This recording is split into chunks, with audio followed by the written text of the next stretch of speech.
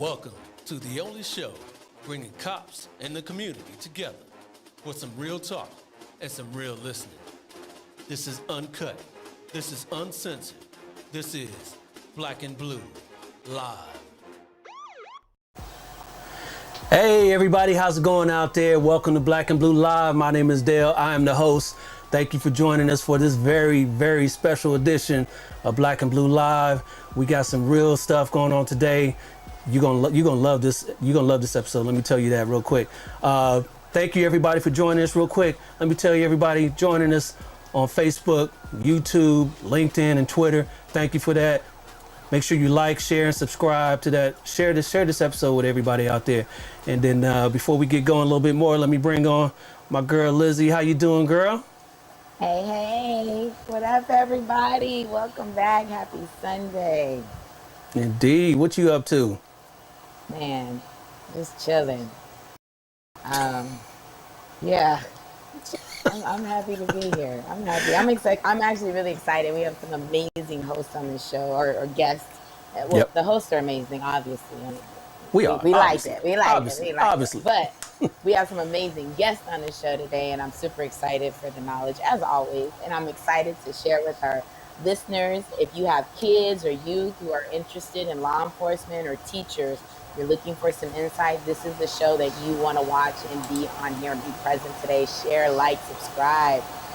Indeed. Taylor. Hey, Ms. Taylor, thank you for tuning in. We appreciate you. We appreciate all of you guys for tuning in for the show. And then, so without further ado, let's introduce our guests. Today's show is going to be about recruiting minorities in law enforcement, and we got some guests that'll talk all about that. Be the change that you want to see. So our first guest here, he is the Chief of Police of the Lincoln University Police Department in Jefferson City, Missouri. Everybody, please help us welcome in Chief Gary Hill. Thank you. Welcome, Chief Hill. Thank How you you for doing, having sir? me. Absolutely. Doing good. All right. What's happening out there in Jefferson City? The first thing that I can tell you, it is hot. It is really hot. But right now, like I said, we're just getting ready for the next semester and start our next recruit class at the Lincoln University Law Enforcement Training Academy. So we're really excited about this second class. All right. Yes, we'll talk all about that here. Our next guest here is an 18-year veteran of the Chicago Police Department out there in the Windy City. Everybody, please help us welcome in Sergeant Jermaine Harris. What's going on, sir? Thanks for having me. What's happening, man? I mean, it's great to be here as a returning guest. I'm one of the alumni of Black and Blue, so thanks for having me. Yeah, you back. are. Yeah, you are. Yeah. Jermaine was on here with his cousin on a double tap episode that we did at the beginning of last year, right when I first started this show. So I appreciate you as far, and Elizabeth too. She was my very, very first guest. I'm like, watch out. He might be trying to come for the co-host position. I'm watching, Mr. Harris. I'm watching. No, I think you solidified there, Lizzie. So appreciate you on that. Okay. All right, thank you for joining us, Jermaine. And our last but certainly not least, he is a 12-year veteran of law enforcement. Everyone, please help us welcome in from the Chesapeake, Virginia Police Department, Dupree Foster. Welcome, Hello, Mr. hello. Foster. Hey there, thanks for having me. Absolutely. What's going on out there in the VA? Well, quite rainy tonight, but things are going all right. Trying to get more people up in here. All right, yeah, that's what this show's gonna be about. You talking about rain? You can bring some of that rain out here to Cali because we need it. It's drought season. We got fires everywhere. You know how we do Y'all can take out here in Cali. Yeah. If we could transplant it, trust, we need it. But we got a lot of good topics to talk about today. So let's get started. Without further ado, let's do this. Let's go. All right. So again, as you see there on the banner, they're recruiting minorities into law enforcement. And we want everybody to chime in with your questions and your comments. Again, thank you, Ms. Taylor, for chiming in. What's up, Dale and Liz? We appreciate you for that. And everybody, please keep them up. We got Zonia here saying hey. So thank you, Miss Montgomery. We appreciate you on that as well. And we got another comment from Dean Jenkins as well. He says, good evening from New England. All right, New England. Hello. Yes, New England. Not England, New England. That's, New Boston. England. We got Zana, then Yeah. we excited. Zana, yeah. We got Patriot country up here, Patriots up here watching, Hey, we LA out here, so Chargers and Rams. Me particularly, I'm a Niner fan because we didn't have a team out here for like 20 years, but that's neither here nor there. Let's talk about the nation. We're gonna be for the nation. Oh Lord, please stop. Hey, Jermaine, you want this spot? You want this spot now? She talking about Raiders and all that. Gonna be black and silver. Yeah. Right. All I got to say. Yes. So, let's get to this topic here. So we're talking about, we're all minorities here, African Americans in particular, and we are all in law enforcement. So that's what this topic is here today. Is we all got here somehow. So let's talk about our experiences in first getting into law enforcement. We'll start with you, Chief Hill. What brought you into law enforcement, and was it a mentor? Was it something you always wanted to do? Talk about that. So it wasn't, I didn't even think about being in law enforcement until I got up here to college. And then once I got up here I'm a graduate of Lincoln University. I got my undergrad from here. When I got here, I met some interesting people. The police weren't that nice up here when I was here. But, it was one of those things where if you police yourself, you kind of don't have to deal with the police. So my thing was, I just didn't see enough of this. And that is what made me want to go into law enforcement. And so what I was able to do was I started out at the Department of Corrections here in Jefferson City at the prison here. That was in 1995, 96. I started out as a corrections officer. And while I was in the prison, I kind of put myself through the academy. I paid for it while I was going to school. And then once I graduated from the police academy, I got a job at the Polk County Sheriff's Office here. While I was here at the Sheriff's Office, I was able to go from a jailer to deputy to sergeant to lieutenant, ended up being the patrol division commander of the Sheriff's Office here. I ran for sheriff in 2016. I was beat by a good friend of mine who's the sheriff now, John Wheeler.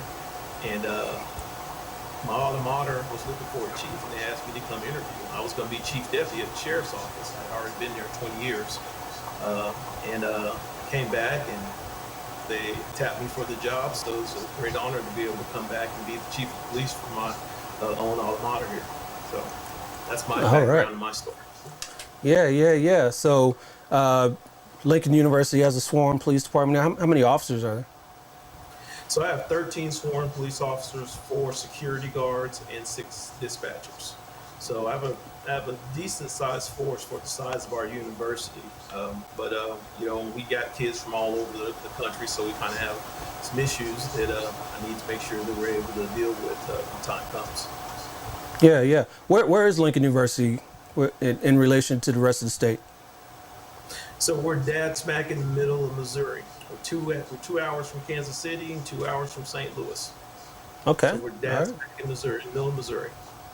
All right. Well, thank you for your service, and congratulations on being the chief. How long you been the chief there? It's going on 5 years in November. All right. That's what's up. Thank you. All right, Jermaine, Sergeant Harris, why don't you tell us a little bit about your journey in law enforcement? So where my journey began, growing up as a kid, being a police officer was absolutely not one of my dreams. When you grow up, what do you want to do? I had never had a positive encounter with a police officer growing up. So west side of Chicago, that's our predominantly African American neighborhoods here in the city. So never had a positive experience, but at the kind of suggestion of my dad to apply, I kind of went through the motions, really, honestly. And so one of the things with here in Chicago, that process takes almost a year to get through. And so while it's disastrous in a lot of cases that we lose applicants, well, for me, it worked out because I wasn't really feeling it and being into it. But so right at that point, when it was close to making a decision, I lost my job where I was working. So it kind of pushed my back against the wall. And those things, I'm a person who absolutely believes in fate, and God's always going to put you on the path where you need to be. So that day that I thought was probably one of the worst days of my life of losing my job actually turned out to be one of the best things that happened for me, because it gave me that push to join Chicago Police Department. And so I got into it. I've spent my entire career, these 18 years, working in Black communities. I had an opportunity to actually come back and work in the neighborhood that I grew up in, working the beat and patrolling the same space as a kid that I used to run, play ball, and get into trouble with this chip is. And I got a chance to actually patrol that area. And in 2017, I was promoted to sergeant.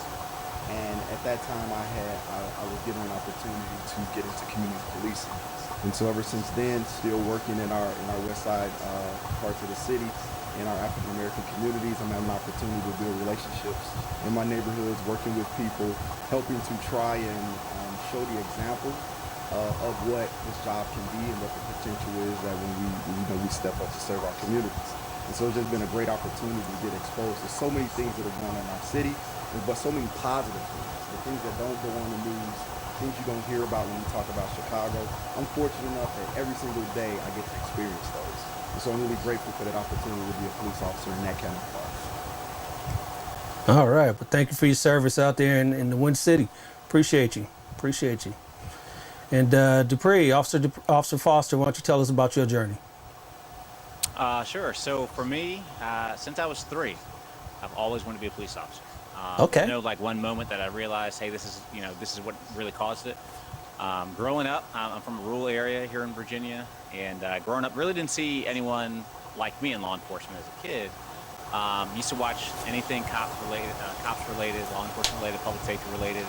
So my journey for that is growing up, I was focused on what I could do to make myself a better candidate for public safety.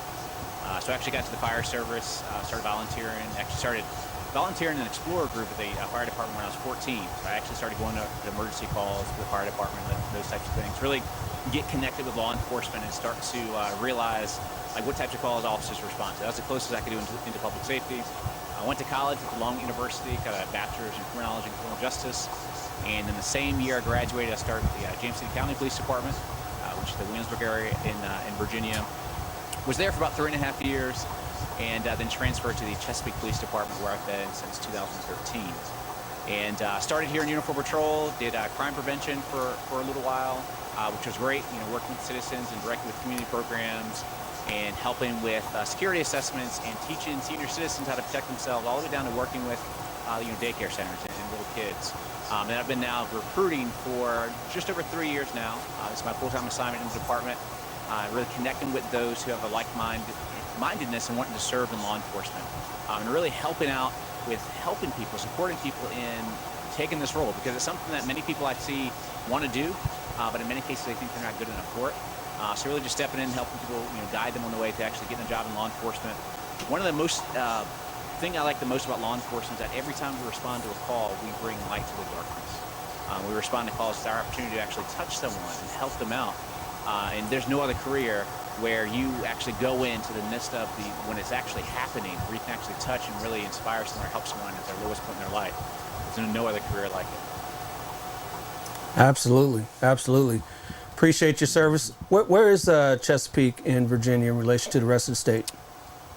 Yep. So we're located beside Virginia Beach and Norfolk. So all the way to the east side, pretty much. Oh, by Virginia Beach. Okay. All right. Yep. Cushy, yep. Nice assignment there. Yeah, it's not too far from about a 25-minute ride onto the ocean front, so it's not bad. Okay. All right. Not bad. And how large is your department? So we're authorized strength of 401 full-time officers and 3 part-time officers. Oh, okay. So not a small department by any means. All right. No. Yes. No. All right. Well, thank you for your service out there. Appreciate you. So we got a question already from a Vivi V on Facebook. Says, Sergeant Harris, I see your whiteboard behind every great idea there is. And then I'd love to hear from each of you how you'd finish that thought. All right. Well, since that was...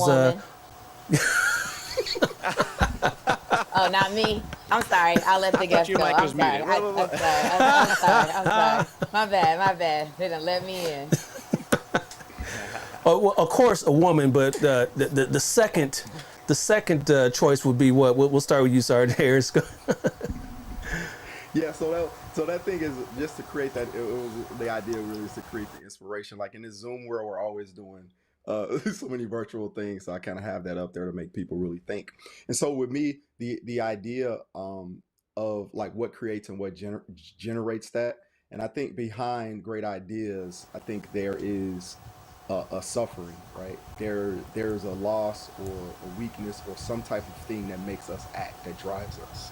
And so that part is so crucial and important because every decision we make, we have to remember why we're doing it and who we're doing it for. And so remember that person, that young kid, or whoever it may be, that these ideas and these policies and these different things we create are really designed for. The context can't be lost. That they're the reason behind it. So that's always that thing for me. All right. What do you think about Dupree? Behind every great man. We'll bring that up again. It says, behind every great idea, there is. What do you think? And every great idea. We didn't mean to put you on the spot there. Said, well, I mean, the sergeant gave a perfect answer. I mean, I don't know how to say anything better than that, It was a whole commercial interview right then, right? Chief Hill was like, oh, let me go on and send this application and rate him. It's not fair though. I kind of made the question. That's not fair though. Well, true that. So we'll skip on.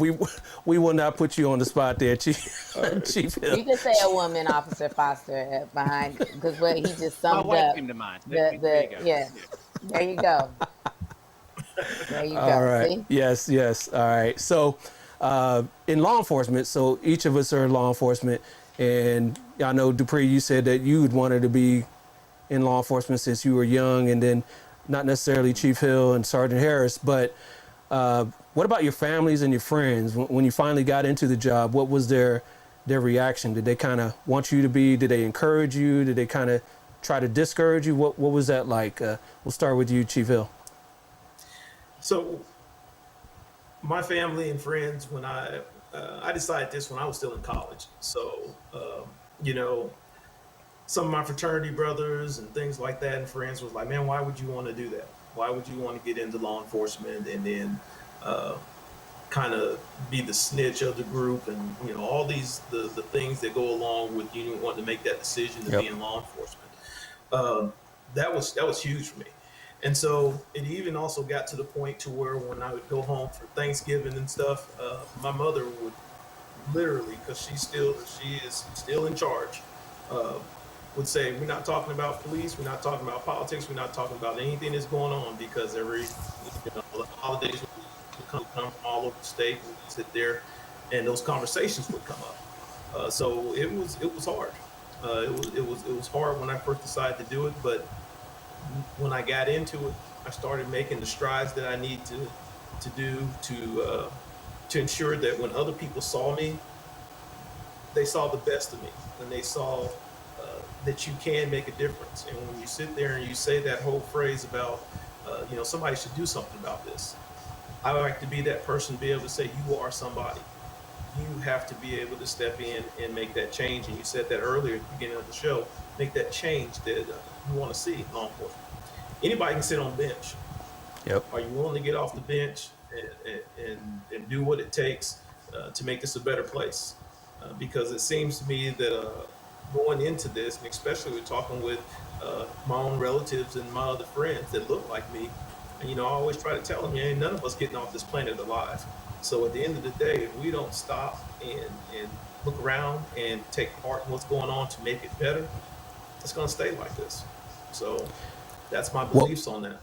Well, real quick, Chief Hill, I beg to differ. We got these billionaires going up into space right now. So I'm trying to get on one of them flights so I can go to Mars or something real quick. I'm getting off this planet alive. So anyway, go ahead, Liz. You had a follow up on that? So, Chief Hill, I just was curious. I know that the initial decree dissent was that there is no conversations or for protection. Do you find that going forward now, that's a way to really build community partnerships or kind of reinforce police legitimacy off the books, if you will, in those intimate circles? Or do you find that it's still a hostile place of conversation with those who are close to you or who may have questions that don't necessarily have access to officers who are willing to have those hard conversations? That's a great question. And my answer to that is I'll always have the conversation if you are open minded. There are so many people that are kind of stuck in their beliefs as far as what we do and how we do it, that sometimes you can't get to them. No matter what you say, no matter what policies and procedures you throw out or anything like that, or what you're specifically doing at your agency, they're just, and I have some friends and relatives that just don't want to hear it. But I'm always open to a conversation with someone that has an open mind. Absolutely. To discuss an incident, a video, a use of force, whatever it may be, I'm always open to that. Yeah. I know when I got in law enforcement, that was the thing that wasn't so hot within my family, but the cousins, whenever we did the family gatherings, they want to talk about, hey Dale, what do you think about this? Hey Dale, what do you think about that? And we had those debates, but then, like you said, with your mom was like, hey, we're not doing that. So, you gotta have somebody. But with my family, they love me, so we're always spirited, but all in love. So no worries there. I love doing those conversations anyway. I might bring it up. Hey, what you guys think about So sometimes I like to stir the pot. And see, that's what happened with me. My family, they have social media, and when the police academy, and I had no idea that the police academy was going to take off like it did and get this kind of attention. My sole purpose for starting the academy was just to increase the minority footprint in law enforcement in the surrounding agencies around here. And when it did, my family shared on their Facebook and their social media and Instagram and things like that, and people would say negative things, stuff like that. But my family really took up for me. It was like, don't get on my page, don't hijack my page with any negative stuff. He out there trying to make a change. If you ain't got nothing positive to say, stay off my page or I will delete you. And I saw a lot of my friends and family members doing that. What that said to me is the people that, like us three that are sitting here talking to you now, we got to try harder. We got to try harder and get more people in so we can spread it like prairie fire. Right. And to that end, so key. yes. And to that end, that's what's going on now with this broadcast, is recruiting minorities in law enforcement, because we all know what's going on now. Ever since what happened last year in 2020, defund the police movement, and recruiting is hard right now. Dupree, why don't you talk about you're a recruitment officer by trade. Why don't you talk about how recruitment is with your department? Are you guys getting a lot of applicants? Are you getting a lot of minority applicants? Why don't you talk about that for us? Yeah, it's very challenging right now. One of the things we see just in general is that across the board, all kinds of companies are recruiting. You go anywhere, you see now hiring. So it's very hard just in general to get people into work right now, it seems.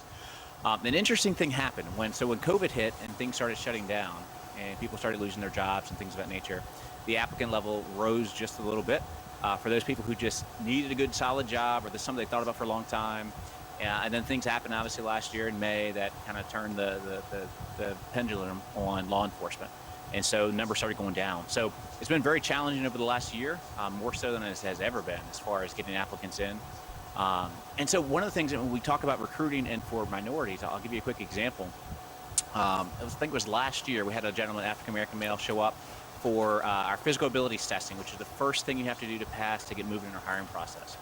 And he sat there and he told us, he said, me showing up here today, my family disowned me because I was following through with becoming a police officer. And so the challenging part is, I believe there's a lot of minorities out there who want to step up and be police officers and be the change and make a difference in their community, but the support of their family and friends is not there. And so the only way to make a difference is to become a part of the change makers, right? And so the biggest thing is really supporting those who want to do this job. If you know someone, that's what I always tell people, if you know someone who has a good heart, who is up for a challenge and wants to learn things, and you think if they were to show up as a police officer, they would do well to serve you and help you, encourage them to be police officers, whether they're black, white, whatever. Like we need minorities in law enforcement. That is the thing that's going to help us change the negative, atmosphere that people have towards law enforcement.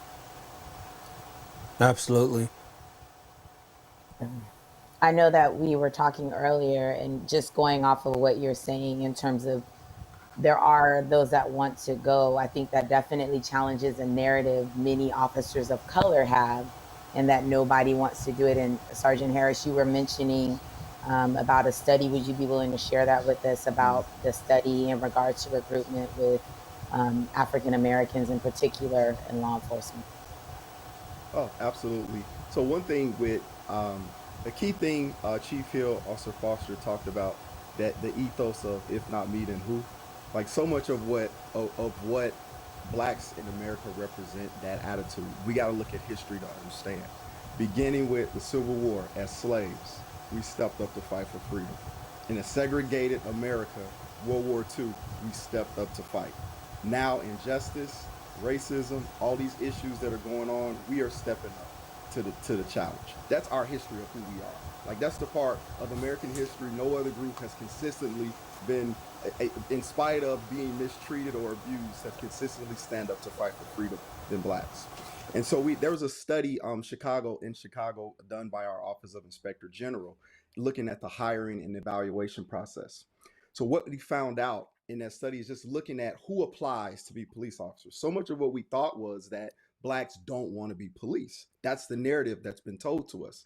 But they actually looked at the numbers of the demographics of who applies to the Chicago Police Department. Turns out that the highest group is blacks. At 37%, we are higher than every other demographic across the city of applying to be police officers. That fits in line with our representation in Chicago. We're a third of the city, with Chicago being, I think, we're the third or second most populated black city in America. So with us being a third of the city, we're applying at over a third of our representation as to be applicants. But here's where the problem comes in. The problem is through the process, right? Policing, the hiring process is designed to dwindle down recruits, to weed out people. And the way it's set up now, through systemic issues, through bias questioning, through some of these ways and antiquated ways in which we try to find officers, we're eliminating blacks at a rate beyond every other demographic. And so by the time the academy class starts, we only make up 19% of the recruits. You go from the highest all the way down to barely being represented. And every other group increases along the steps, right? And every other group grows from their representation that by the time the academy class starts. And now it's at this point where in our minds we're thinking that, no one wants to be police officers. People in communities are now thinking that no one wants to do this because that's what's being told to us. But in really what's going on behind the scenes is that we are doing what we have always done. Stepped up. Stepped up as the soul of a nation. We've always stepped up to do that. And so it's important that we get this right narrative out so that we get more officers, more people, specifically black Americans, with American history to get into law enforcement, because that's the thing that's needed. That's the cultural competency piece that's been lacking in policing. That's the black and blue, right? That's the thing that Yeah. really transforms of what so many of these issues are. And we just got to get through all that smoke and cloud and get to the real truth of what's going on. Right, right.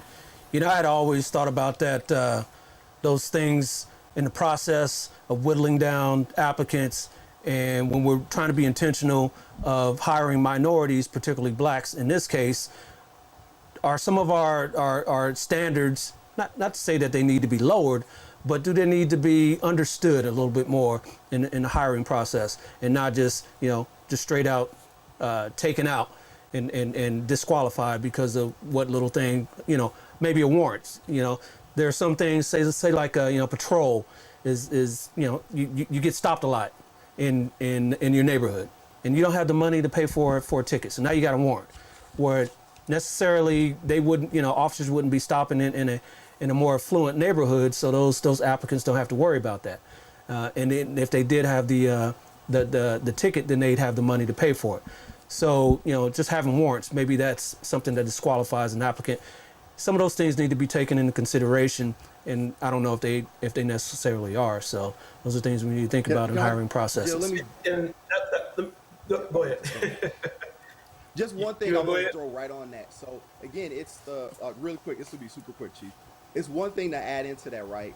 The things again, we're thinking that the drops offs and the eliminations are happening from criminal issues, right? The subjective parts of a background investigation are what eliminates us. The subjective pieces of a question like this. Here's a question that gets asked. I'm from a black community on the west side with all of these issues of crime. Do you know any gang members? Are there any gang members in your family? So That part. obviously, Yep. culturally, And I'm going to that's Yep. answer yes. subjectivity, right? Yes. That's the thing, And Yes. right? that's And when I answer automatically going to yes, eliminate it. now Yep. it's like, oh, what's going on? The gang connection, what's up with that kind of stuff? The subjective things, right? We're being told, oh, it's the drugs, you can't pass a drug test. Look at the numbers. The same rate across the board demographically as eliminating racists for drugs. It's not the things we're being told. It's these subjective pieces in which systemic Yes. racism plays out into hiring. The same way if we were at a corporation, the same way if we were at any other kind of entity in America, these issues where a person gets to decide, are you or worthy or not, based on criteria that they make up in their head. Okay, Chief. All right, so No, I have you're a, exactly right. And you're I exactly have right. And one of the things that, go ahead, Miss Green. No, go Miss Green, ahead, go because I ahead. have a question for you, Chief Hill, because you brought Okay. up systemic racism, and so for many of us, maybe on the West Coast on, we are not necessarily the majority, and so systemic racism, implicit bias, and even there are studies that officers have an aversion to these terms. So when you are navigating your chiefs conferences or you're navigating with diverse other chiefs who you built relationships with, how do you encourage, or what are the tools you're using to make this understanding a reality? How are we bringing a maturity or an awareness, or what do you say to officers who are like boots on the ground trying to literally demolish the Berlin Wall, if you will, in our regions, when it comes to those terms and bringing cultural competency to those things? What would you say to those who are trying to do that? Because it's, you say systemic racism and it's like a whole explosion in their spirits, regarding this, because they just it's not me. I didn't put a You know, lynch rope up, or I'm not trying to do this, so it can't be me. That doesn't exist. Sergeant Harris, he probably couldn't, like I said, he must be interviewing for your job for real, because he could not have said it any better. And that is because I've used those terms with other people, especially black people as well. And I've said, one of the first black police officers picked up the badge and put it on in Selma, Alabama in like 1867. So if they could step up then when race relations were at its worst and do the job when they couldn't arrest white people, they didn't give them a gun, things like that, we sure as hell better be able to do it now. That's what I say. I've been blessed Yep. to be able to be. I'm on our post commission here, so the governor appointed me to the post commission last year, and I have the honor of writing the history of policing minority communities, to be added to all the police academies in the state of Missouri, and that gets turned into the governor's office in August. So I get to go all around the state talking about cultural bias, racial profiling, and I teach those things all throughout the state. The hardest thing to be able to do when you're teaching that, especially here in rural Missouri, when you're going to go to all these conferences and police departments where you'll see maybe one black person, two maybe, uh, three maybe in Kansas City, St. Louis area, and some of the bigger departments. The hardest part about teaching those types of classes and not losing their attention is trying not to white shame them, trying not to Yep. make them feel like what you Yeah. were talking about. I don't have lynch rope or anything like that, because when you do that, you lose them. They automatically turn off and they don't hear anything else that you have to say. So a lot of the courses that I create and I make and I talk about, I always put them in the other side of it. I always use, you're in an all black community, or you're being pulled over by an all black police force, and you go to the office to complain, and you get there and the chief is black. And the officers that keep pulling you over are black. When you go in there, you're complaining that you feel like you're being biasly policed or racial profiling. How are you going to prove that to me? It's like you're seeing ghosts. How are Yep. you going to tell me? How are you going to prove to me that what you're actually experiencing is real? And I always put them in that, and they go, I see it now. I get that. Because unless you have overtly racist or biased policies, uh, something's on body cam or someone said something, it's up to you to be able to prove as the complainant what's going on when it comes to bias-based policing and racial profiling. And it's next to impossible. Again, it's like trying to explain to someone that you're seeing ghosts. So when I put it to them in that manner, that's when most of the classes and over the last couple of years, that's when people get it. That's when they get it. Yeah, absolutely. Kathy Fonat, I hope I'm saying that Fontenot. last name. Fontenot, okay. Fontenot, That's, yeah.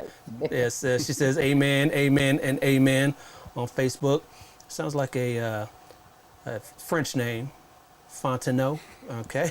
And she also says as well that you have the grace and favor to do it. I guess she was speaking about what you were talking about there, Chief Hill, going into those departments.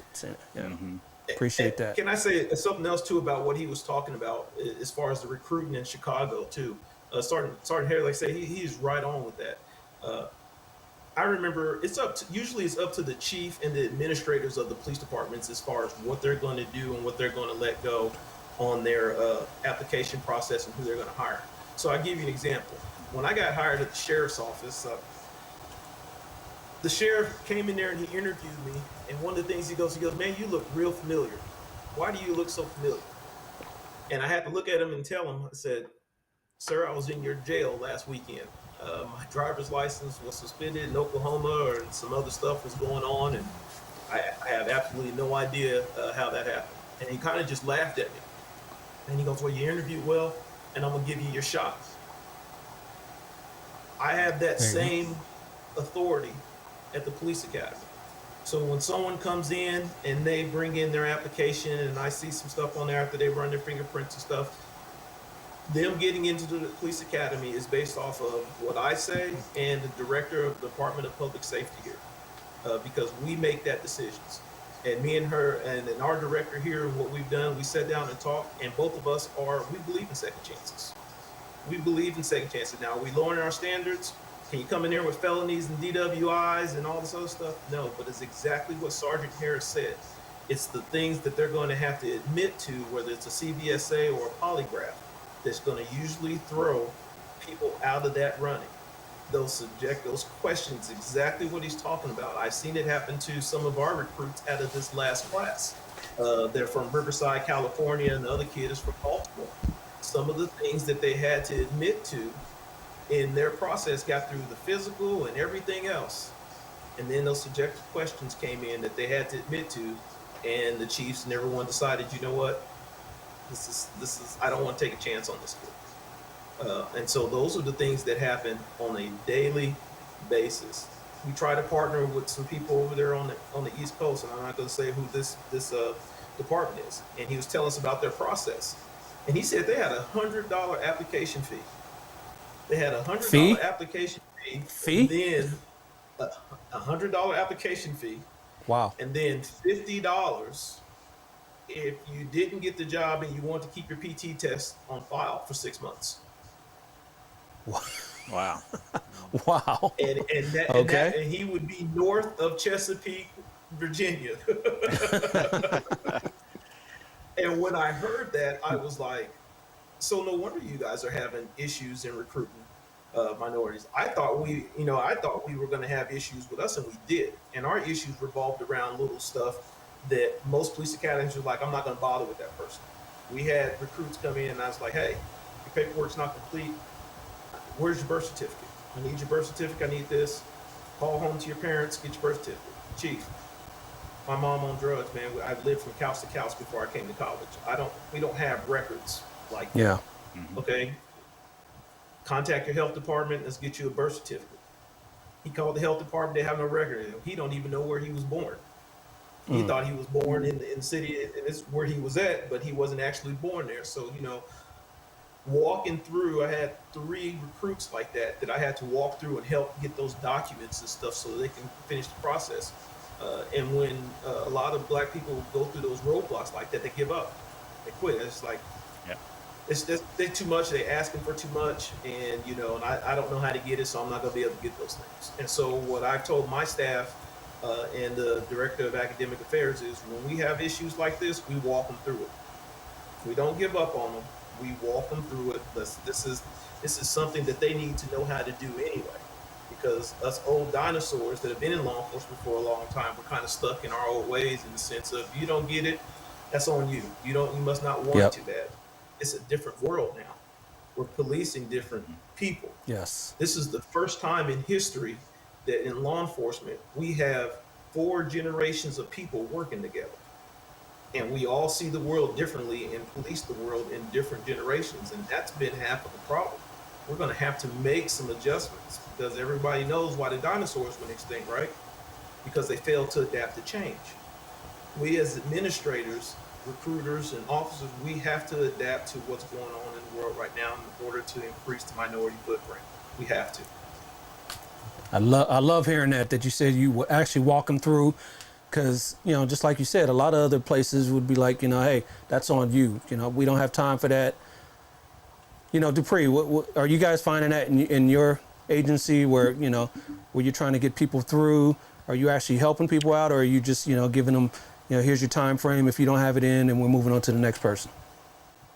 No, absolutely, yes. So definitely helping out with people. So again, my thing of wanting to be a police officer all my life and focusing on law enforcement and being on the side of trying to get into a department, trying to meet with a recruiter and get contact and not having contact with them and not being able to be supported the way I try to get support.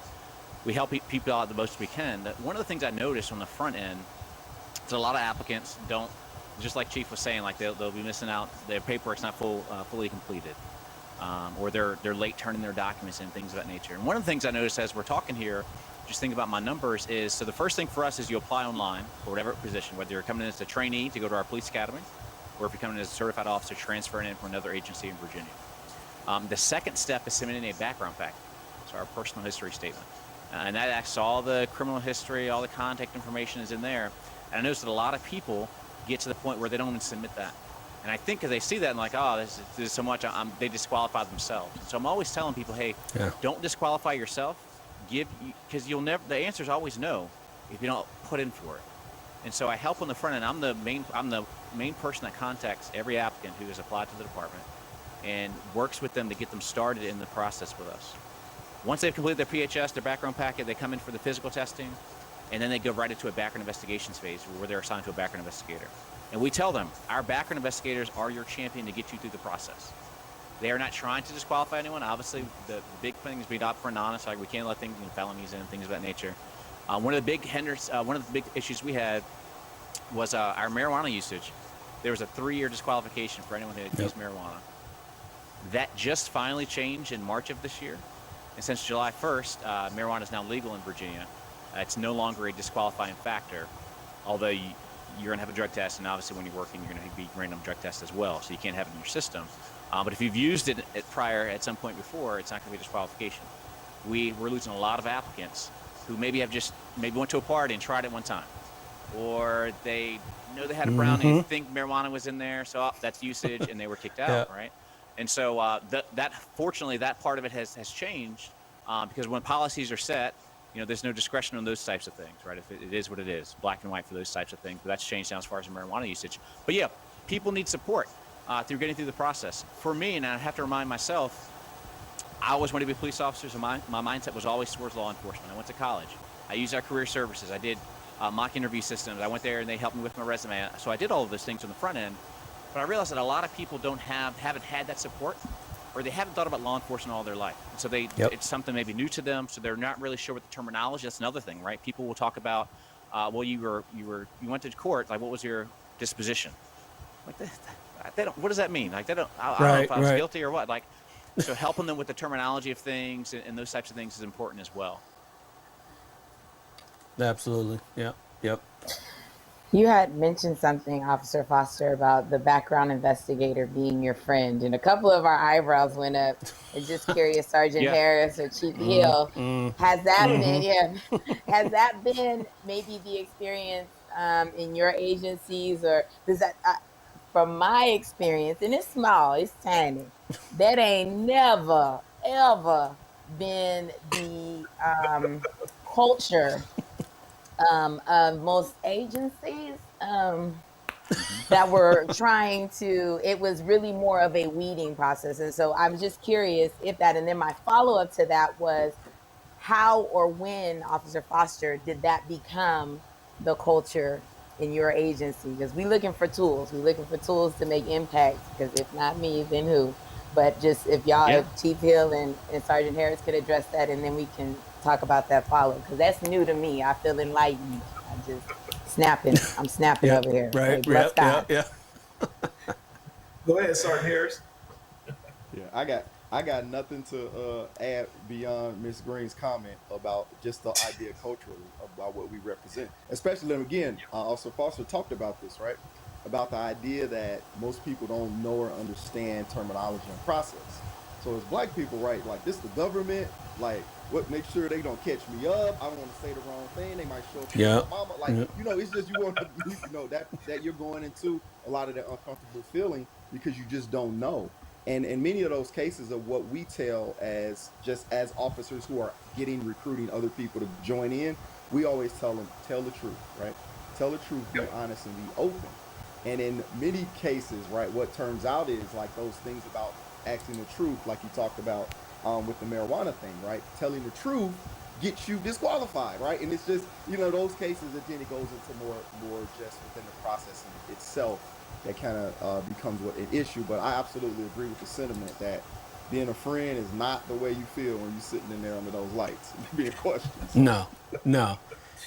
Not with the And investigator, but then, real quick, but then that's where someone like Dupree is supposed to be your champion. If it's not the investigator, is someone to kind of run interference for you, just let you know, hey, these dudes, they're not trying to be your friends. They're just fact finders.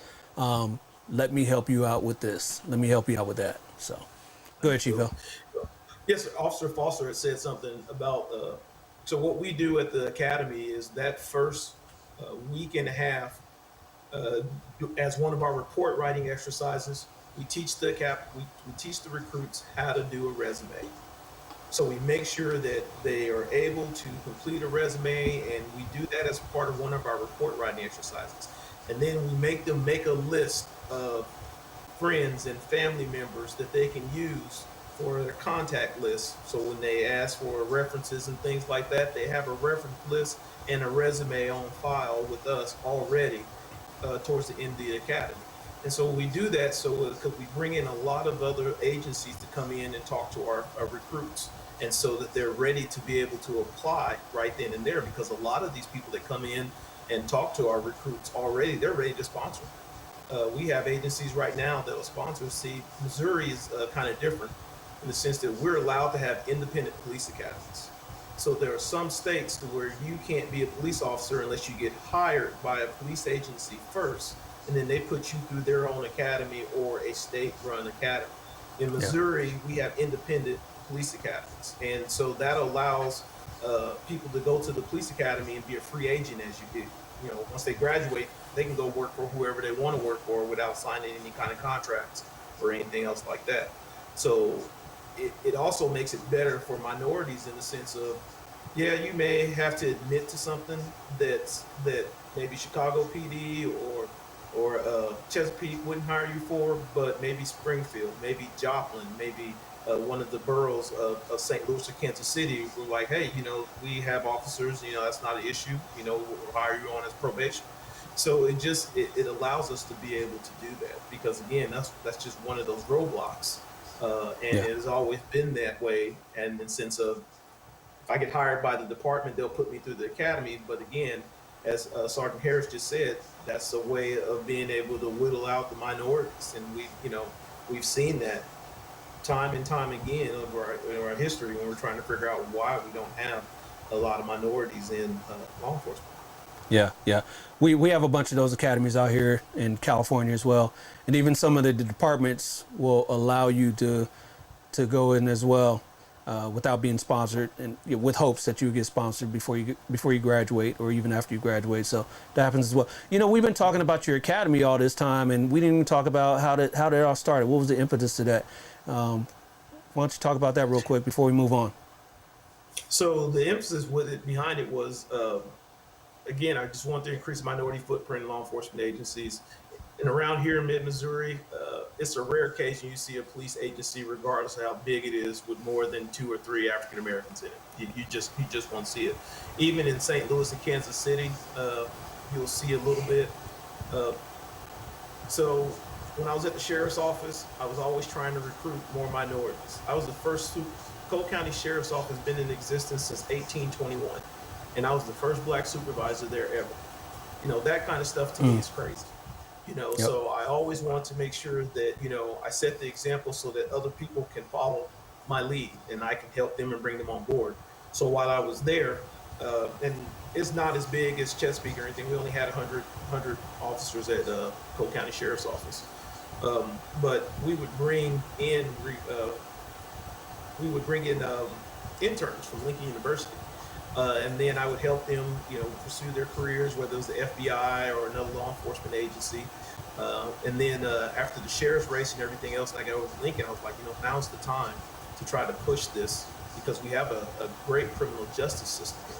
We got the facilities, we got the people right here. Let's put it together. Let's throw it against the wall and see what happens. So I made some friends along the way in my 20 years at the governor's office and Department of Public Safety and some of the other agencies. Start pushing that idea off of them because, it's going to have gubernatorial approval to be an academy. We made the 20th academy in Missouri. And so once we got that, it was full speed ahead. We started putting everything together. The Department of Public Safety gives you the curriculum that you have to teach. And then it's up to us to put ourselves out there and recruit. And so one of the things that we did was when we were talking to some of the people that were coming to the academy, and once they finally got in, we always tried to make sure that they understood that you may go, this is Missouri, you may go to an agency where you're the only black person there. You're going to have to be able to function in an all-white environment, all black, all Latino, all Asian. And that's one of the things we teach at the academy. So we also tell them, too, that agency that you're going to go to may not be as inclusive as you need it to be in order to continue to work there. You need to understand that before going there. Because, yeah, we can recruit all the minorities all day long, all three of us, all day. But when they get to those agencies, are they going to be inclusive enough to keep them and to make them want to stay there? That's where we fall short. Did we give them such a bad taste in their mouth that they decide that they don't want to be a police officer because they think it's like this all across the nation because of that one agency? And so that's where, not only in recruitment, but that's where we have to do better in talking to our minorities in the academies and across the board and bringing them and onboarding them through the academy and into agencies. Yeah. All right. I want to piggyback on that too, real quick. So, Officer Foster, if you can talk about how you all changed your background, but Sergeant Harris and Chief Hill, and if you also will address how are you guys dealing with the retention of your minority officers, or what programs have you found to help retain people, or at least create a safe place when inclusivity is not a priority? And it's not an option to leave right now. What are you recommending, or what are you seeing happening with that in terms of retention? Did you want me to go with your first question? Yeah, go ahead. Go ahead, Officer Oscar. Yeah. So how we changed, one of the big things for us, I started in 2018 as a recruiter for the department, had a different shift as far as how we're aligned. We're now aligned through professional standards in our department. And one of the big things we talked about when we sat down with our major is that we want people to understand when they're going through the process and understanding the background investigations process. We are not, obviously, we just like Ms. Green was saying, they're fact finders, that type of thing. But we want people to understand that we are not against them. It's not a criminal investigation that we're investigating them on. We don't want them to feel as though they're being interrogated as they go through the process with us. We want them to be upfront and honest with us. But our goal is, even if someone is disqualified from our process, that they would be able to leave and say, hey, at least we gave them a chance. We did all we could to try to get them into the process, and they would refer other people to us still. And I can tell you in the last 2 years, we have consistently had people who may have been disqualified, didn't work out here, but they said, hey, that's a good department. They really worked with me. Things just didn't work out for me. Go to that department. And so the big thing for us is obviously the background investigators that we have they've been on the department they're close to retirement, but they've had great background investigations skills or investigatory skills in the criminal investigation section. So that's why they're here now as background investigators. But they have the mindset, because we all are diverse. We have different backgrounds. And just like I think Chief was talking about earlier, is that having the perspective of, hey, when you ask certain questions, why do they have gang affiliation or know people in gangs or things of that nature, right? Having a better understanding and making sure we're not making judgments off of biases, which is so important. Most times in life, just as human beings, we see life from our own perspective. It takes a minute sometimes for us to sit back and say, wait a minute, what else may be going on here for this reason of why this person may have this connection or whatnot. And so our big part, again, the 3 investigators that we have, they are focused on, they're not their friend in the process, but they are their champion to get them through the process. They can always come back to me if they have questions about things. People do that from time to time. And part of the process too is I will do virtual meetings where I'll invite applicants to meet with them virtually, just like we're doing now. And I'll talk to them about things in the process and answer questions they have to make it more of a connected, where we want to support them. We really do. And we want to see them be successful here. So that's our main shift part from that is you're not trying to weed people out, but if they truly want to be here, they're upfront and honest. We can work with many things, but they got to do their part. Yep. Thank you. Officer or Sergeant Harris or Chief Hill, what about the retention or the retention area? What are you finding has been helpful or unsuccessful in retaining officers of color? I'll let you close it out, Chief. I'll go. So one of the things, so looking at Chicago, realizing that we're the second largest department, we've got 12,250 officers in CPD. And so kind of with the idea of just the representation of blacks within the department, I kind of share. So we're at 20% of Chicago police officers are African American. But here's the part that causes the trouble as we think about the future. So the average age of the black officer is about 45 years old. We are the oldest, which means that we're also the nearest to retire. And when you start to look at the representation at the younger ages, the younger you get, the less and less representation you see of African Americans. So now the challenge becomes that we start to look and forecast 5, 10 years from now, 15 years from now, the rarity, as rare as it is now, right, to see a black officer is going to be even that much more of a rarity. And so the idea, and so some of this I can share like anecdotally about officers who will leave for another department. Maybe not leave policing, but maybe leave Chicago, because Chicago's a different, you're dealing with different types of things, right? The constant, the violence and these things we deal with within our city, it may be feasible to be a police officer in another place that's a little more quiet, right? And so you see some of those things happening, particularly on younger officers who aren't necessarily seeing this as a career like I did, like within my generation. This is like, we're going to do this for 20 years, go for the pension. These younger officers are going in like, I want to get this experience till something better comes along, or transition to something different, right? And to move into another space. So that part plays a lot into kind of the dinosaur thing, right? About how do we evolve this, right? Into a real serious thing where people are doing it for a career. Because the longer you do it, sometimes the better you get, right? Especially if you're doing it the right way. So that veteran and that leadership that we we see with older officers that play out in use of force.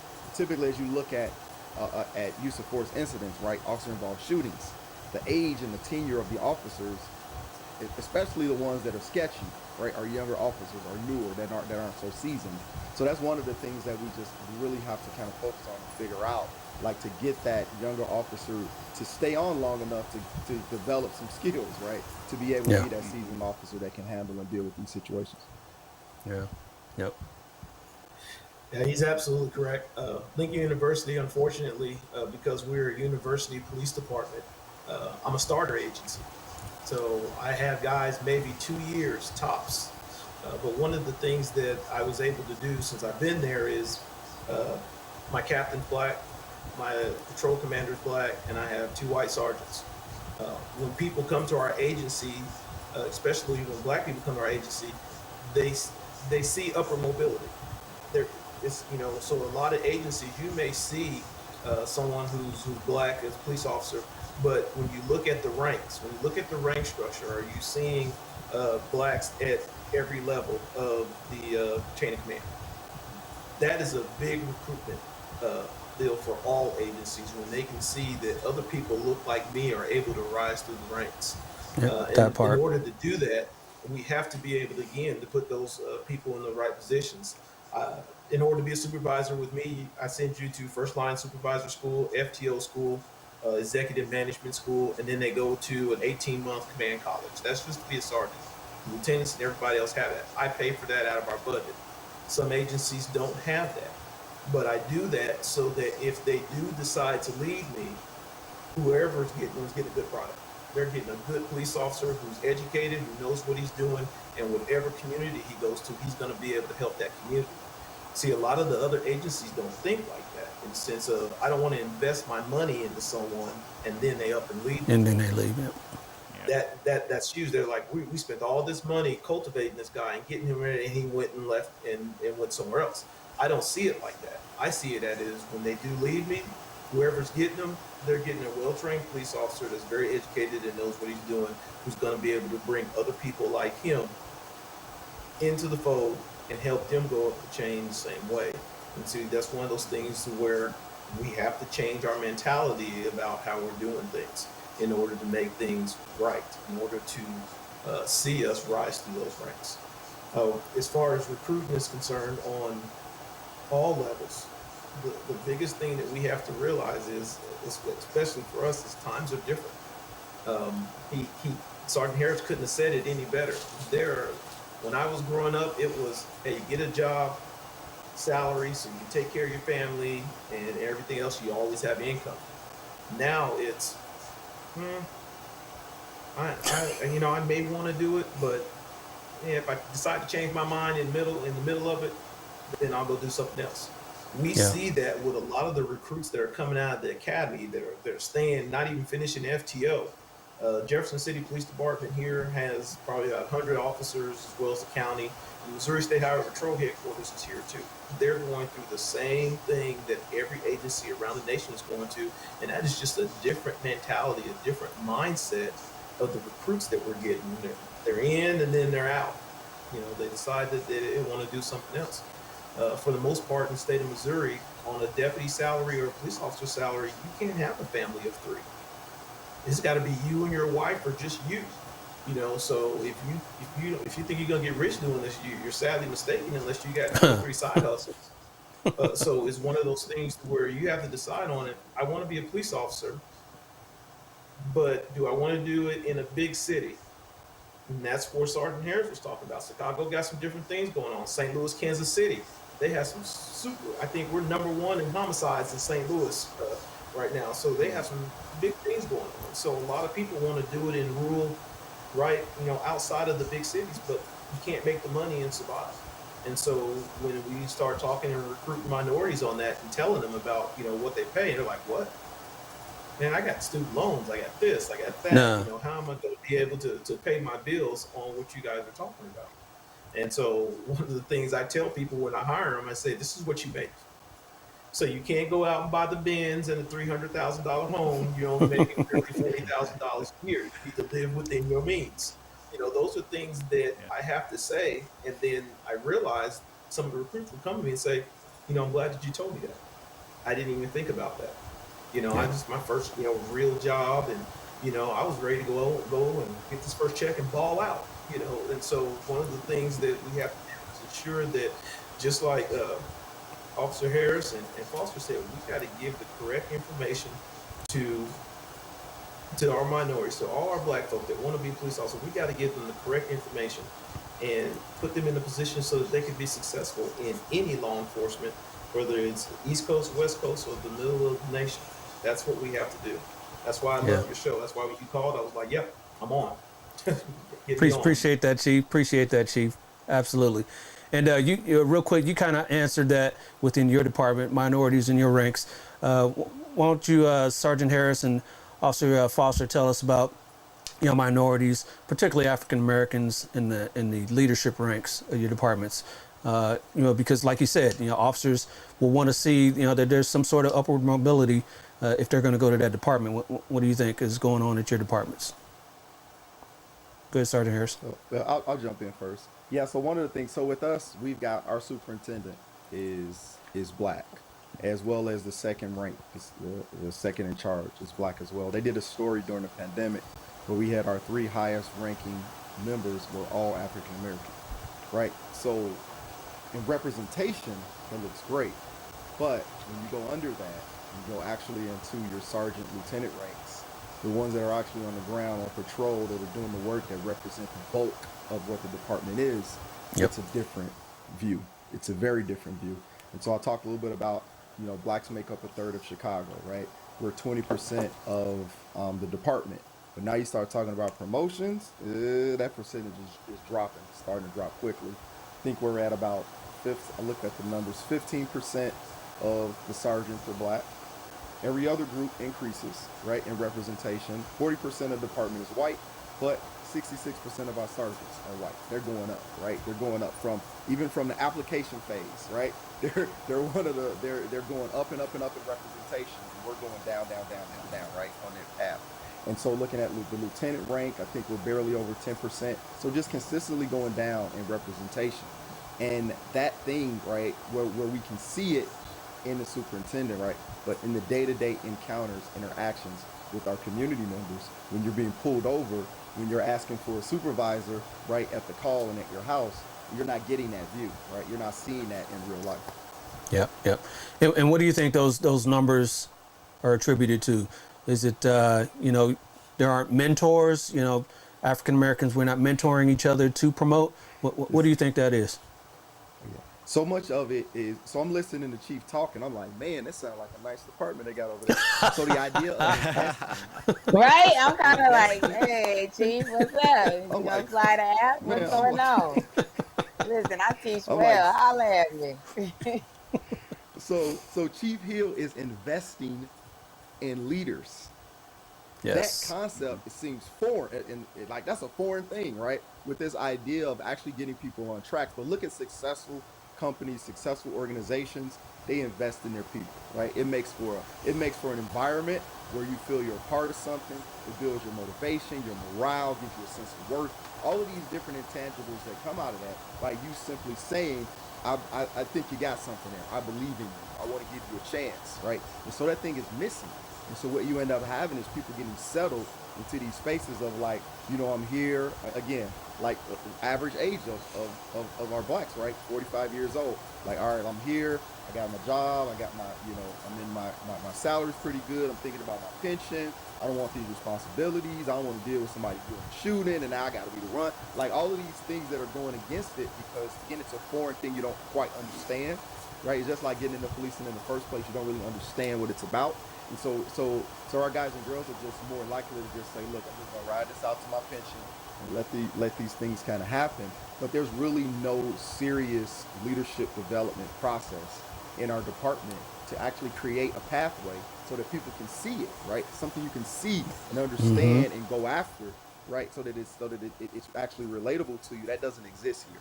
And so the Chiefs doing it there, like that's a thing that's revolutionary, I think, in policing, because I don't see that happening. I don't know where that's happening anywhere else. All right.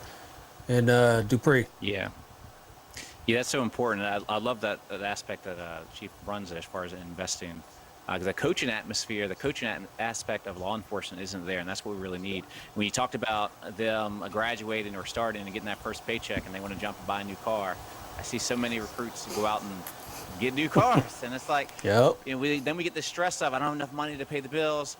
It's actually a very good career. You've got a great pension. But the part that we don't have, that we don't give out, is coaching. How do we manage the different facets of our life to make sure this is something we can do long term?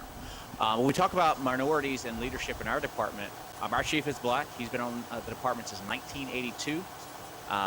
He's been the chief of police since 2008, I believe it is. Yep. We have one major, black male major. We have one first sergeant, one lieutenant, black male, and we have 6 sergeants who are African American. So 10 out of 74 ranking officers in our department are African American. So definitely something we need to work towards getting more in. Yep. But Sarge is talking about, getting in. I think some people, and I always tell people this, you make your own career in law enforcement. It's not like the military where you get in, they want to promote you or put you to a certain position. We have some people who get into the department, this department and my previous department. They get in and they just get comfortable, and this is what it is. And the main thing we have to realize is that we are still human beings. And right, we respond to calls, we're supposed to be fearless and all these things, right? We've got emotions, right? The reality of life. And the fear of the unknown is something that keeps a lot of people just in general from taking the next step, maybe into leadership roles. because there's other things you might have to deal with that you didn't have to deal with before. So I think that's one of the things too. Again, that comes back to that coaching and mentoring aspect of it, is showing what is it like to be in this position. Like, if you ask most people get into law enforcement, they may not even know, what does a sergeant really do? Like, you're a sergeant, but what are your responsibilities, right? Maybe people in your department don't even know what a sergeant does. You know what I mean? So I think that part of mentoring and getting out there, that, hey, this is what it's about, and this is how you can make an impact, right, on more people, other than just responding to a call yourself as Sergeant Harris. You affect other people that work under you as well, and mentoring them. So that's, I think, one of the benefits of becoming a leader at some point in the minority role of things. But for me, when I came to this department, I thought it was really neat that the chief of police was a black male, right? From where I grew up, the sheriff's department, I didn't see anyone of high rank that were African American. My previous department didn't have an African American in leadership there at all either. And so it was nice for me, right? And so I think about that as recruiting aspect of people looking to come to the department. It's not a requirement, but it is nice to see where you could possibly be. Yes. Just seeing someone that's familiar to you. Yes, that part right there. All right, gentlemen, this was a real good discussion. I loved hearing all those perspectives and what's happening, what's not happening in some departments. Some of us can relate, some of us can't. Some of us want to put apps in elsewhere now. Yes, but before we get out of here, Jermaine, you know how we do here. And I guess Chief Hill and Dupree, you guys will figure out here. We got a little game we like to do with you guys before we get you out of here. And this game today is called Way to Go, Rookie. Way to go, Rookie. Yes, and the before Elizabeth tells you all about how to play this game, the winner of this game is going to get one of these beautiful black and blue T-shirts here. If you see here, see that right there, see that right here, and I want to let everybody know real quick. I want to let everybody know real quick. I can let my muscles and my shoulders show. If you guys out there, you guys want to get one of these yourselves, just go to the Black and Blue website, blackandblue.us website. You see Elizabeth right there donning the cover there. That's a familiar face. I think I know her. Go to the merch store there on the website. Once you click that, you will see you got the shirt right there, and we got a whole lot of different merch that you can get as well. So get on over there. We got different designs, real cool stuff. We got we got some hoodies, we got some jackets, we got this hat like I'm wearing today. We got some of these. We got some buckets, and we even got some gators and all that. So be sure to check that out. So blackandblue.us. All right, go ahead, Lizzie. Nice. All right, well, gentlemen. So what's going to happen is I'm going to read you clues to someone who's had a stellar performance the first time we saw them and later went on to have a stellar career. If you think you know who it is I'm describing, your buzzer will be your last name. So you will say your name, and I will call on the first person to call out. For the correct answer, you will get a point. If you get an incorrect answer, someone has a chance to steal. The one with the most points at the end will win the game and the beautiful merchandise displayed earlier. Any questions, gentlemen? All right. May the black square be with you. Okay, here we go. Here are the clues. Unity. Maybe I should do it the right way. Do it the right way. Also known as. Who said that? Go ahead, Hill. So am I describing where that came from? No, I say KRS-One. Who is that person? Nope. Okay, it's the person, and your answer was. I said KRS-One. Not it. Okay. Harris. This person also played. Oh, Harris. Go ahead. Harris. The Queen Latifah. Yeah, there you go. Was Queen Latifah? Yeah, got that on. Name. I was gonna name my rose. Yeah, no. How far we wanted to go. All right, okay, all right. I know that rose too. All right, This here is- we go. Queen Latifah was correct. So one for Harris. One for Harris. All right. So the next rookie on scene. Here we go. They were a giant, defense, a linebacker, high on Coke, and not Coca-Cola. Yeah. All right, go ahead. Lawrence Taylor. Yay! It was the Coke. Yes. Yeah, that. It was. It was the Coke that got that. Yep. All right, all right, all right. Next one. Signed to a recording contract by singer Akon after being a backup singer for them. Known as the Meat Dress. They noticed the Meat Dress. Born This Way. Hill. Hill. Okay, go ahead, Hill. Lady Gaga. Yeah. All right, everybody is on the board. Yes. No, not The everybody. Meat Dress. I'm not on board. Oh, you're right. No. This two for Chief I mean, you can Hill, give me some if you wanted. one for Sergeant Harrison, 0 for Mr. Foster here. This is a game I tried here. to help you out. I tried to help you Go out. ahead, Here we go. Dupree. All right. Jump in there. This is a game. Jump in. They played a teenager on The Wire, also known for the famous phrase, "Hey, Auntie." Played Apollo's son. Go ahead, Harris. Michael Go B. ahead. Jordan. Hey. Yes, he was on The All Wire. right. You see him right there. Man, he was young back then, huh? Look at that. I know. Look at that. Yes. Such a great actor. I very much enjoy him. No doubt. Next one. Grassroots organizer. Columbia to Harvard. Girl dad. Elected to this U.S. Senate in 2004. Hill. Served. Hill. Okay, go ahead, Hill. Hill said it first. Former President Barack Obama. Yes. I'm embarrassed. That's my And from Chicago, yes. From I'm Chicago. screenshotting this moment. Shame. The shame. From All right, Chicago. the next one. Born in Puerto Rico and obtained dual citizenship in Spain due to ancestry. An Academy Award winner. Known for their roles in Sin City, Traffic, and Sicario. This one's hard. Everybody knows the Harris. face. They don't know the name. Go ahead, Harris. Benicio del Toro. Yes. He knew that. No, he knew that one. That's Yes, it. he got it right. That He was got it right. You Yeah, got good. it. You got it. He got it right. Look how young he was Because I there. said you know the face, huh? Yeah. Look how young he was right there. That's one of those James Bond movies. Yeah. He was in that movie. All right. Feel free to jump in here, Dupree, at any time. Hey, I'm gonna try.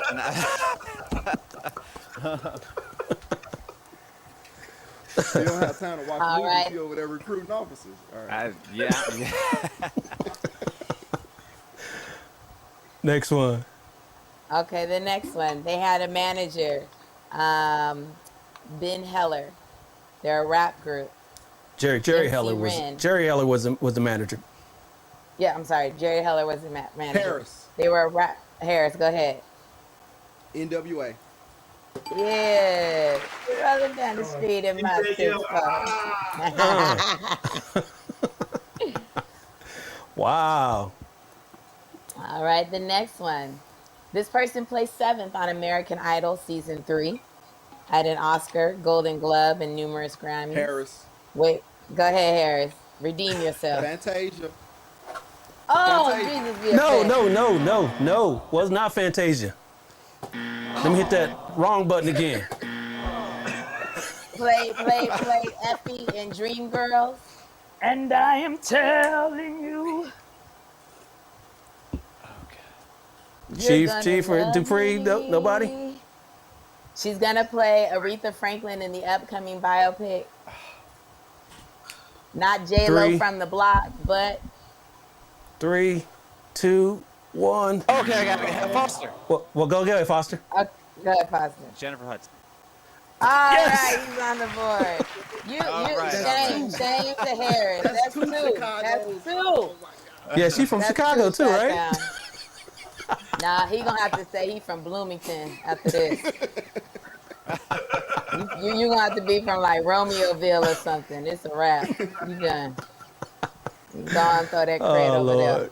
there. All right, next one. Fire Marshal Bill. Played Truman. Hill.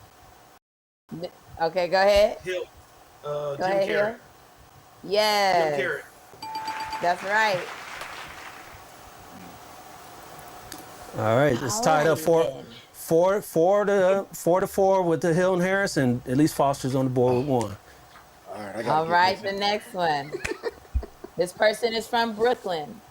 They went from athlete to activist. Broke the color barrier. The late Chadwick Boseman played them in a Harris. biopic. Go ahead, Harris. Jackie Robinson. Yes. 42. 42. 42. 42. All right, here we go. This person is from Gary, Indiana. They debuted Harris. on the Ed Sullivan. Go ahead, Harris. Gary, Indiana. That's Michael Jackson. You even got to ask. Yes. There's only one famous Gary, Indiana. It could have Gary, been Indiana. Tito. Yeah, it could have been. Yeah, it could have been Reeby. Could have been anybody. It could have been Janet. But you right. There's only one person attributed to that. All right. More people know him by his nickname than his birth name. Also known as Showtime. Won at every level except the late night talk show wars. Went from Michigan to LA. The only rookie to ever win the NBA Final Harris. MVP award. Go ahead, Harris. This is Magic Johnson. That is. Yes. Look like you about to choke there. He was nervous. he was having like an issue because he was like, should I say Michael Jordan just because I need to be connected and put my team on? No. Look at them short shorts he No. was wearing back then in Michigan State. Look at them short shorts.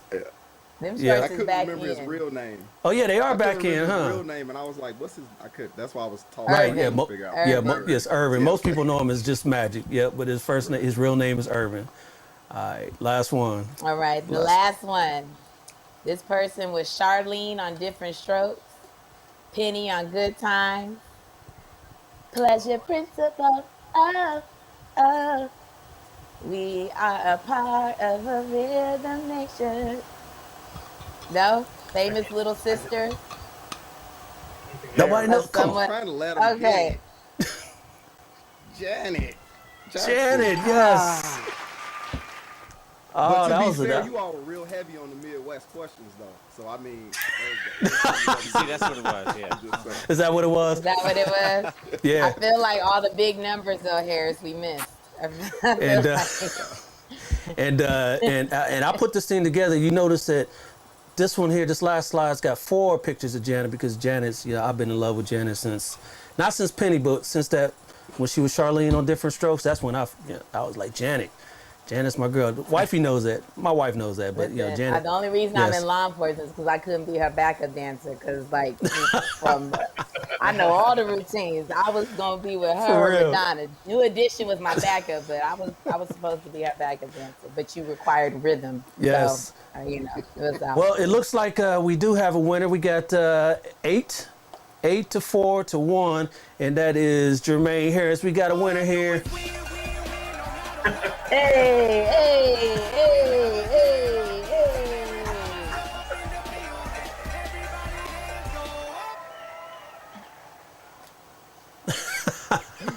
All right. That's what's up, man. Appreciate that, man. You can. What happened there, Dupree? What happened? I was lost. I was lost. I don't have time Obviously. to watch TV and stuff. Nah. I'm working. Listen to I think music. it might be one of those generational My mind things is here. I think focused we on might other have It have was that. generation. Was that what it was? Was that what it was? Those were a lot of It was Right. actually, yeah. Now you say that. Yeah. Oh, okay. Yeah, Yep. All right. We're going to throw in Well- the baby next time. Oh, please don't. We ain't doing nothing with the baby. We'll throw We ain't some doing. NSYNC and Britney Spears. I got you. Okay, there we go. See, I knew it. Oh I Lord. need some little TLC or something. I got you. All right, gentlemen. This is a great conversation, great broadcast we had here. Real quick before we get you out of here, something you want to leave our guests with, our viewers with on the way out. We'll start with you, Chief Hill. Anything you want to leave the viewers with? I appreciate being on the show, being able to share what we've started to do here at Lincoln University at the Law Enforcement Training Academy. Our ultimate goal is to ensure that hopefully other HBCUs around the nation with criminal justice programs follow suit. I'll be in DC at the HBCU White House Initiative in September to be presenting just that idea. to see if we can't get other HBCUs around the nation with criminal justice programs to follow suit. So thank you for having me. Absolutely. Thank you for coming on. Jermaine, go ahead. What do you want to leave our viewers with? All right. Yeah, thank you all for having me. It was an honor to be in the space right here and just share and talk a little bit about this topic that's important to us. I think I want to just leave everyone with the idea, if you're interested, you want to be a part of something, joining this profession, there's no better way to make it happen. And I learned a really important lesson about voice and being involved and being part of things. And the lesson was that if you're not at the table, then you're probably on the menu. And so one of those ways as we think about changing our communities, we have to have our voices there. And the way we do that is to get involved, accept the challenge, be the change you want to see, all of those type of things. But it's really about getting involved in something that's going to change and transform our communities, and we need you. That part right there, that part. And Officer Foster, go ahead, Dupree.